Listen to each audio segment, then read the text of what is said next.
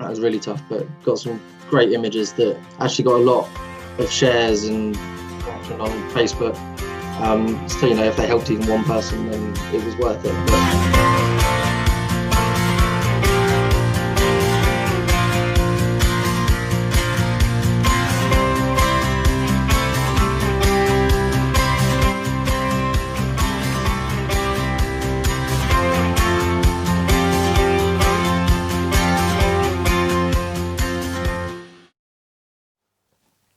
Hello beautiful beings, it's Rebecca, the Vegan Pixie Warrior, and welcome to my channel. Today's video I'm going to be showing you an interview I did with the beautiful James. He is a local activist to me, and he has done an amazing thing. This kind of follows on from my last video about helping out at your local We The Free event or your local AV by lending your camera person skills. So James uses his camera skills to go to different sanctuaries around his area and some of the rest of the UK, take photos of the animals. He then, well, do you know what?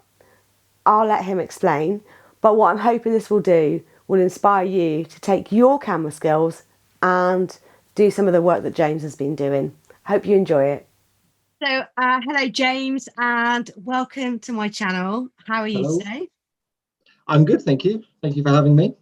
No, thanks for agreeing to come on and join me. And we only met. I think we've been friends online for a while, but we only met a couple of months. Yeah. A month ago or 2 months or two ago that we met in person. A couple of months ago at Pear Tree, yeah.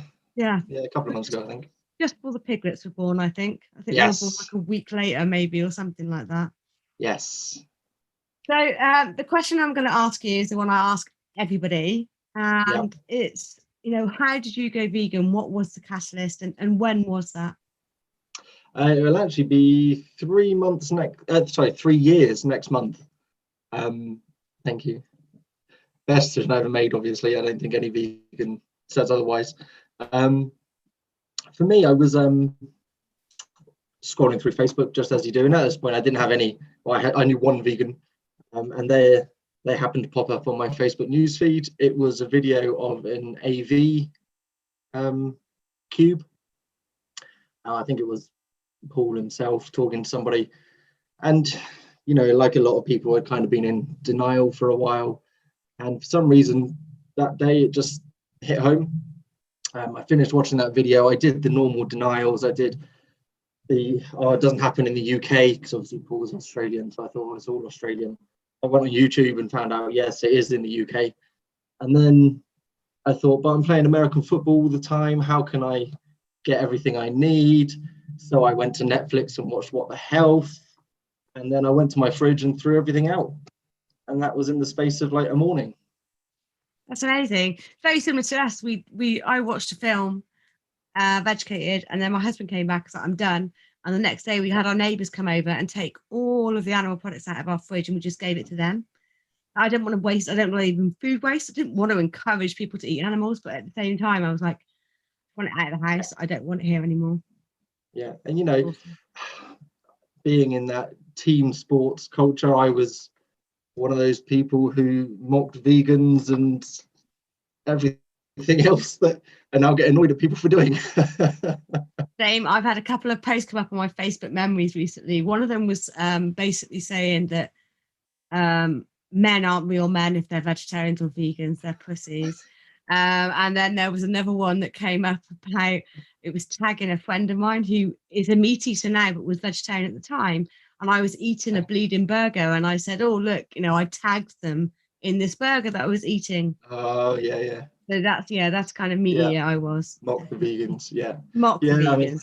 I mean, like I said, I was playing American football. I was going to the gym every day, eating 4,000 or 5,000 calories a day, meat all 3 meals, and then I just went overnight. Well, in the space of a morning, just like that. And then after watching What the Health and throwing everything out, I sat down, I watched Cowspiracy, and then that was it. I sort of covered all 3 bases in the space of a morning and was done. Awesome.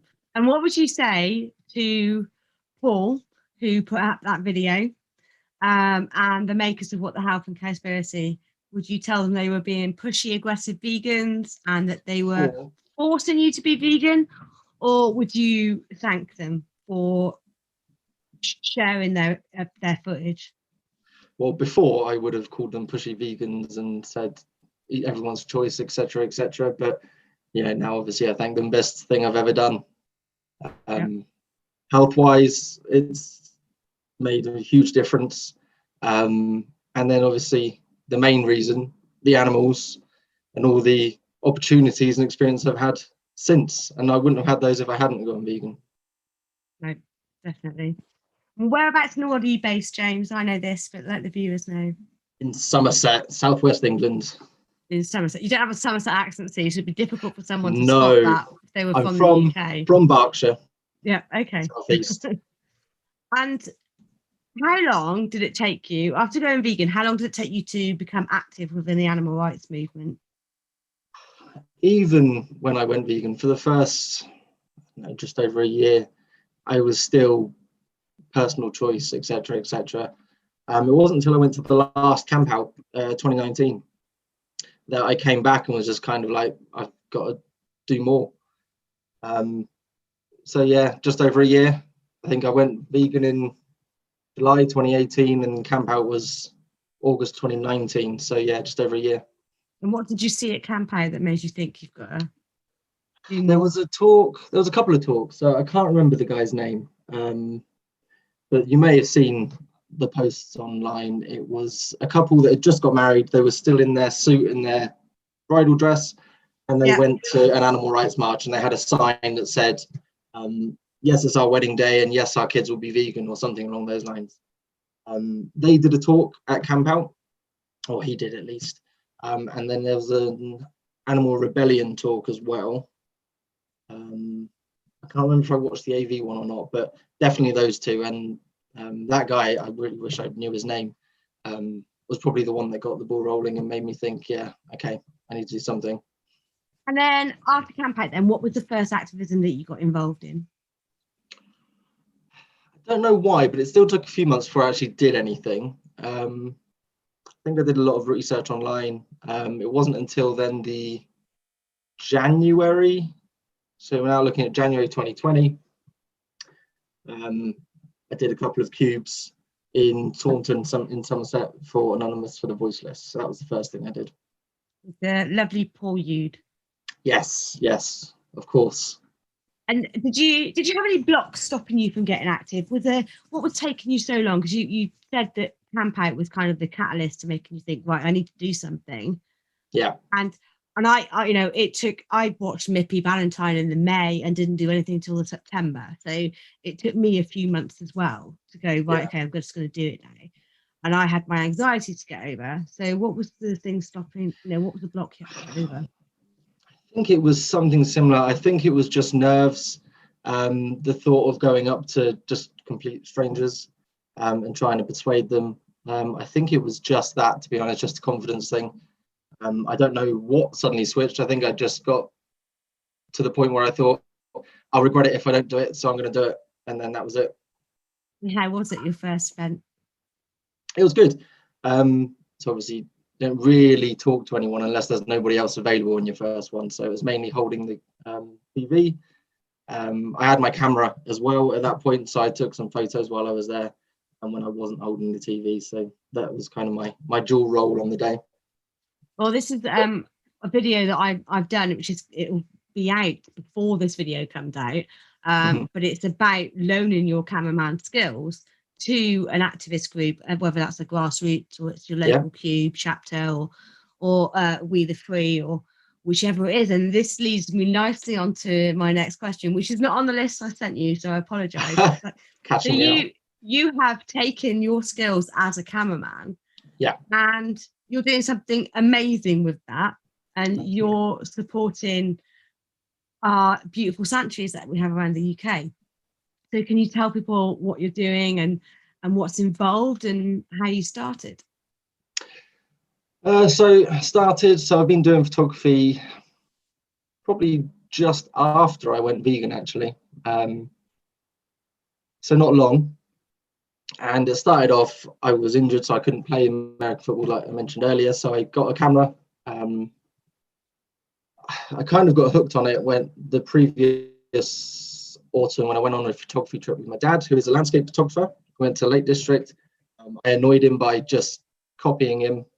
He'd spend ages framing the shots, setting it up, getting the exposure right, and I'd just go up with my camera my phone right next to him and take a photo, post it immediately on Instagram, and get all these likes and annoy the hell out of him. So that was why I got a camera. And then the American football was when I got started.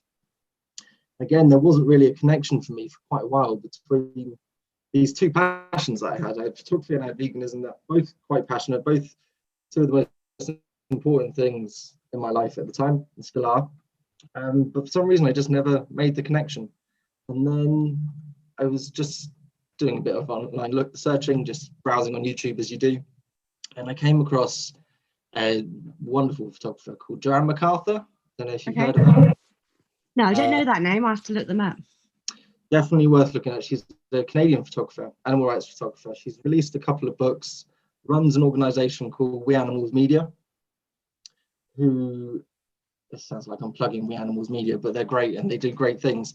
And they let people use their photos and footage for free. They'll let animal rights organizations, you could go to them, say you want some of their footage for some of your videos, and they would just give it to you. Okay, well that would be useful for my channel. So definitely drop me the link after this so I can contact them. And also I can put it on the description down below for people to check out as well. Yeah, definitely. But such a great organization, and she's done so most of it's sort of the actual animal rights footage. It's the stuff that people deny exists. It's going into farms at night. It's the vigils, it's all that sort of stuff. But she has also done Sanctuaries, and that was what gave me then the idea of doing. And there's a few of us worldwide, mainly in the US, obviously, in terms of numbers. But no, there are a few of us over here that do it as well. We're quite well spread out, so we don't tend to take double up. I think me and one have doubled up on a couple, but it's all sharing. We all get different photos. That's the great thing about photography. We've both got me and I can't remember the lady's name, and I feel awful for not remembering her name, but Friends Not Food Photography. Yeah, I see them pop up on my Instagram. I love their stuff. Yeah, I mean, we've both done Pear Tree Farm, and I think we did them within like a week of each other, and we get completely different photos. And that's the great thing about photography. So it doesn't matter if, all of us who do this type of activism do the same sanctuaries. We'll all get different photos, different results that will appeal to different people. And you've all got different followers as well. That's the thing. It's going to hit a different reach, and people have got different algorithms that their Instagram is plugging to them and things. So I agree. The more the merrier, definitely. Yes, definitely. And what do you do with the photos that you take at the sanctuaries? So once I finish editing them, I send them all to the sanctuary so they can use them however they like. They can post them on social media. They can use them to make any little gifts for their gift shop. They can sell prints if they want to instead of mine. They can do whatever they want with them. And then I also then sell them on prints of them on my website.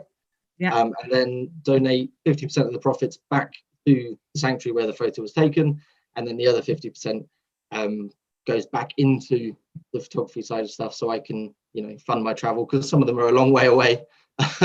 Mainly.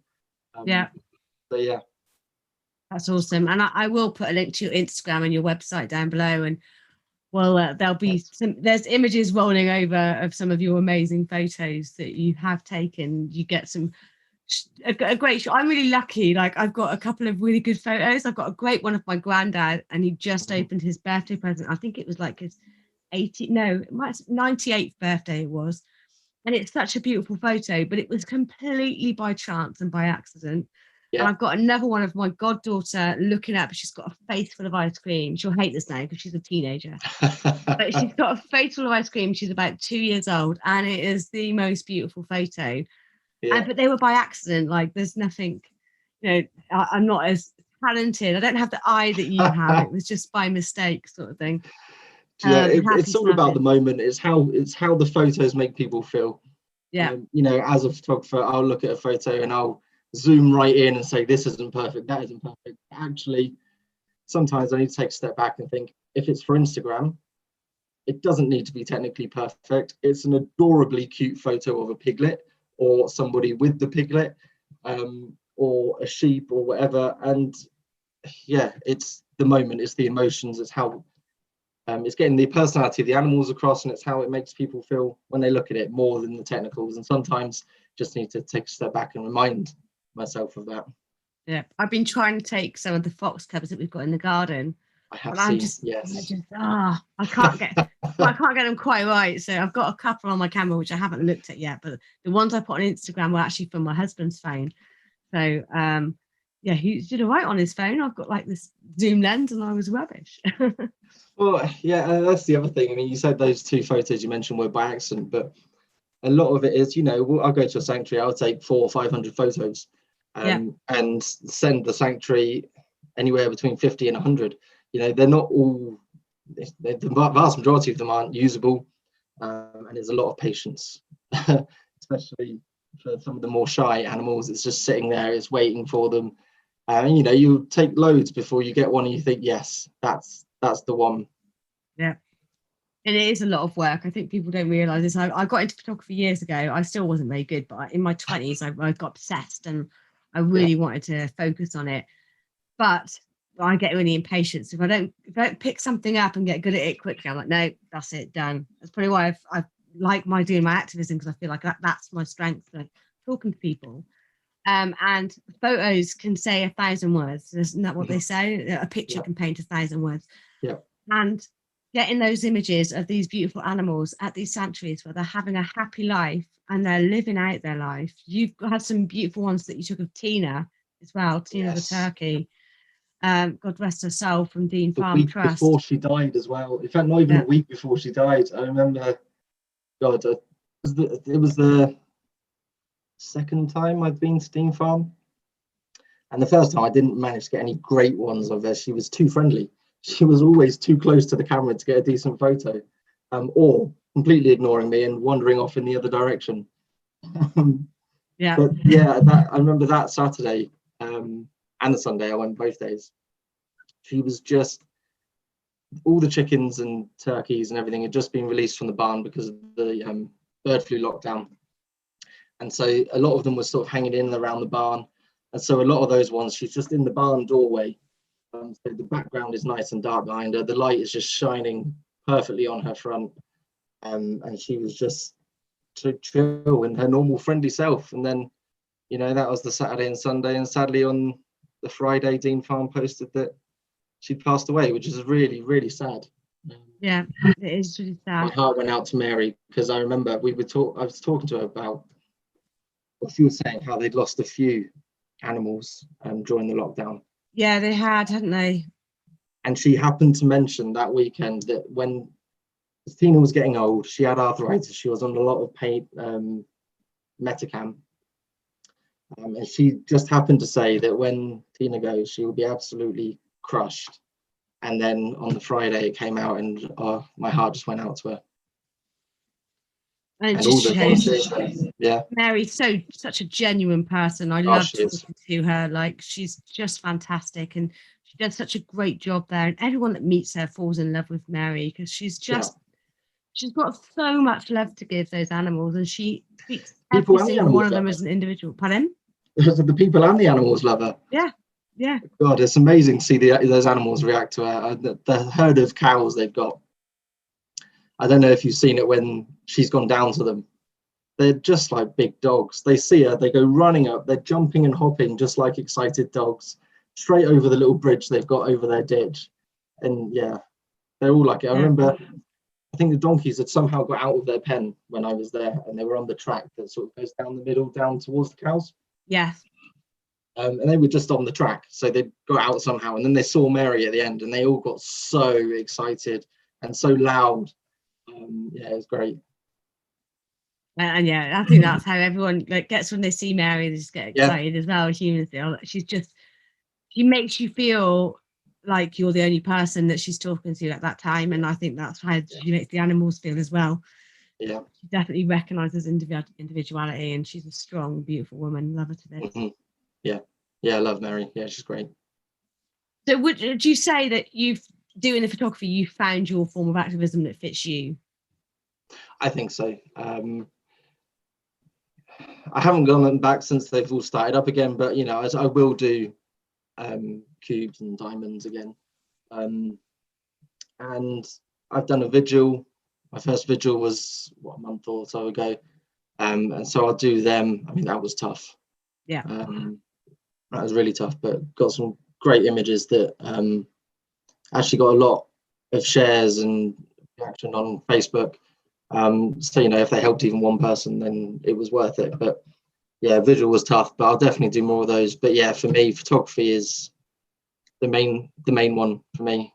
It's my two passions combined. It's so important though, because we need photographers to photograph things like the vigils and the slaughterhouses and the cubes, because we need to get that media out there and for people to see it and connect with those images.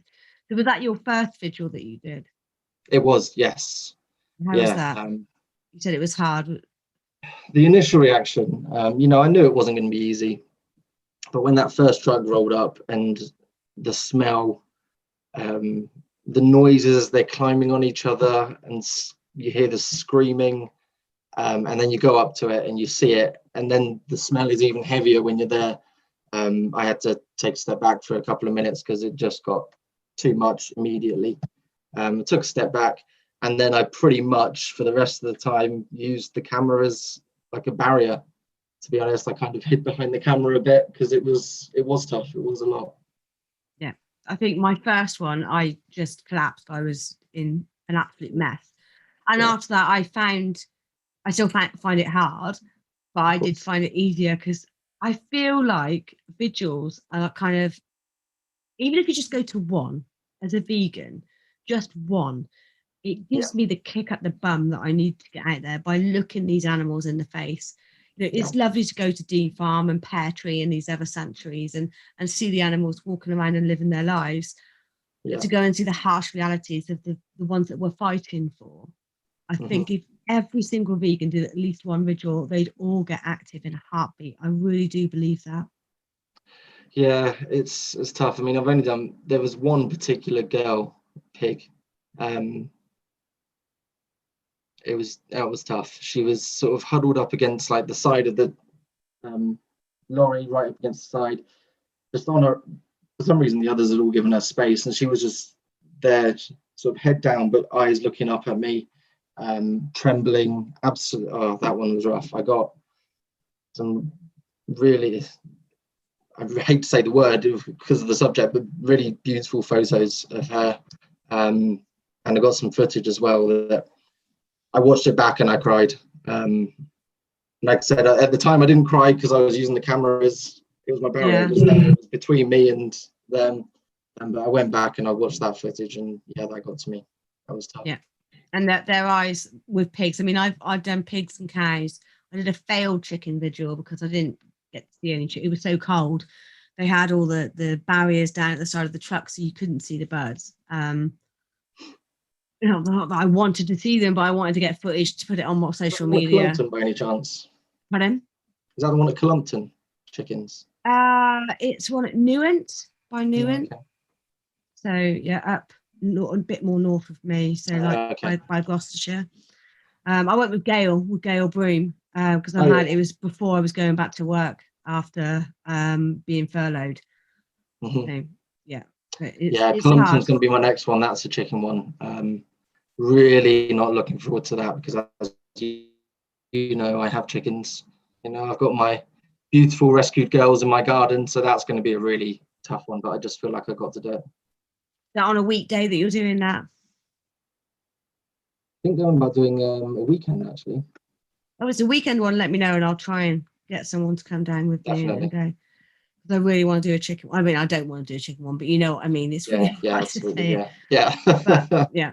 Especially for someone that used to be scared of chickens and held one at Pear Tree the other week. I was so proud of myself.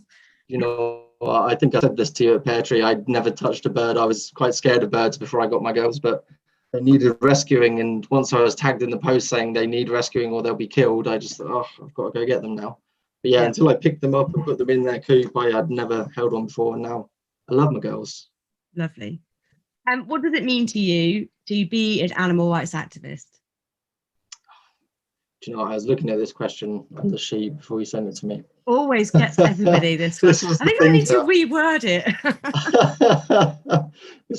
Just sounds so deep and intense. That's me. I think for me, it's just something I feel like I need to do. Having for that first year been one of those it's personal choice, wishy-washy vegans, it's just something I feel I have to do. I've been both sides of that coin now. One of the more important things I do, I don't think I'll ever stop doing it. Sounds cheesy, but maybe everything. It's the focus of most things that I do nowadays. Yeah. Not cheesy at all. It's like, for me, I think Paul as well said that he didn't consider himself vegan until he became an activist. And for me, it's an obligation. I have to do it. I have to do something. Yeah. And not being able to do anything for lockdown for almost 18 months, I've hardly done anything. It's been so tough for me emotionally. I've really struggled with not being able to go out there and talk to the public or go to a vigil or do some chalking or anything like that. So sharing stories with people like you to other vegans, hopefully I'm hoping that you'll inspire another budding photographer out there that wants to do activism but doesn't want to talk to people on the streets or doesn't want to go to a vigil. Then maybe they can do something else with using their camera. What would you say to vegans out there that aren't active and that think that being vegan is enough and you don't need to do anything for the animals? Just being vegan is a start. I don't think it is enough just to be vegan. I think you've got to try something to get the message out there. I mean, we all have our own journey. It takes time for all of us. And we all have different things that will work for us. For me, it's photography. For you, it's cubes and diamonds and YouTube videos. And for some people, it will be sharing messages online, sharing posts online, signing petitions, all that sort of stuff. It's not enough to just be vegan, but you don't have to be going out there and talking to people. There are so many different forms. Even if it is, like I said, just sharing posts online, that's better than nothing. Exactly, agree. There's just so many forms, and every single form of activism is valid. Exactly. You don't and it takes them all. Every social struggle in history has taken people on the streets and people behind the scenes doing the admin work, as it was. It's not admin, but that isn't a job as well. Like the government as well as the people in the street. It's all of it. Yeah, there is admin as well involved, because there's what are they called now? The hunt saboteurs. They need people to do the paperwork and stuff in the background. So you can do that part of it if you don't have to be out there. But every struggle has both sides to be successful.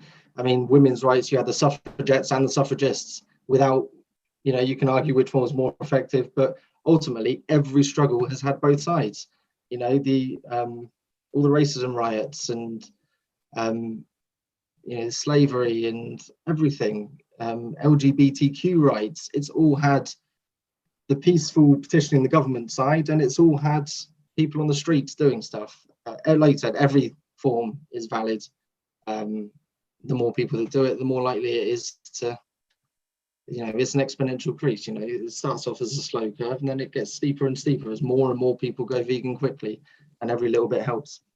Yeah, agreed. Couldn't agree more. I want to thank you again for coming on and sharing your story with everyone. And let's hope that some budding photographers will get in touch with you and ask for some tips, maybe, if they want to reach out to you on Instagram. Always happy to go to Sanctuaries with other photographers as well. Cool. If anyone wants to come along, just let me know. Shout them out on Instagram. The link's in the description. Yes. Thanks, James. Yeah. Instagram, website, whichever. Thank you. Okay, I hope you enjoyed that. James is just such a beautiful, inspiring person. And if it has inspired you to get out there and take your camera and go and share your skills and support some local sanctuaries, then please let me know in the comments down below. Don't forget to hit that subscribe button, like and share this video. A massive thank you to my Patreons that support me on my Patreon page. And if you want to support me in making more content, then please check out the description. And I'll see you next time.